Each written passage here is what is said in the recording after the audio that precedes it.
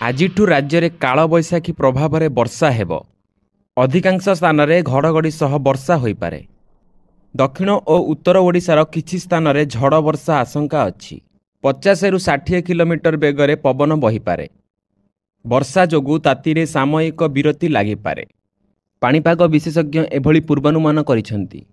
रविवार मयूरभंज, बालेश्वर, केन्दुझर, कोरापुट और गंजाम रे कुआपथर वर्षा और घड़घड़ी सह 50 रु 60 किलोमीटर बेगर पवन बहीपारे। एही सबु जिला पई ऑरेंज वार्निंग जारी होईची।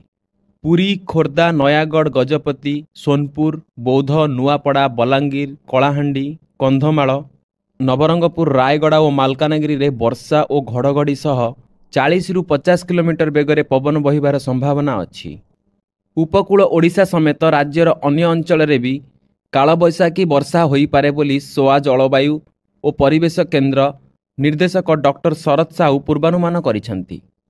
पाणीपाग विभागर पूर्वानुमान अनुसार 28 तारिख रे बा सोमवार मयूरभंज, बालेश्वर और भद्रकर विभिन्न स्थान में कुआपथर सहित प्रबल वर्षा होई पारे।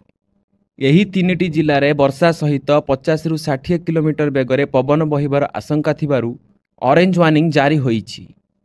सेही बळी जाजपुर, केन्द्रापड़ा, ढेंकानाल, केन्दुझर और जगतसिंहपुर रे घड़घड़ी सहित प्रबल वर्षा होई पारे। 40 रु 50 किलोमीटर बेगर पवन बहिब।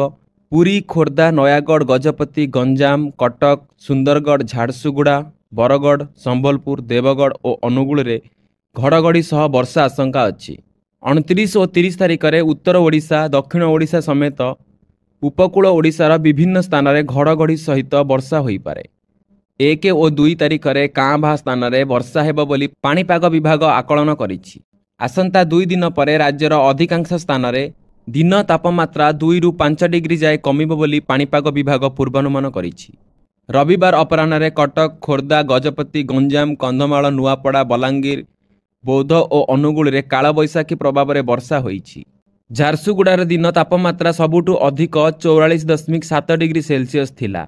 बौद्ध रे 44.5, संबलपुर रे 43, बलांगीर और सोनपुर रे 42.2, राउरकेला रे 42.1, सुंदरगढ़ और टिटिलागढ़ रे 42 डिग्री, हीराकुद रे 41.9 डिग्री तापमात्रा रेकर्ड होईछि। एही भली खबर अपडेट पई आम सह जोड़ी होई रुहंतु। धन्यवाद।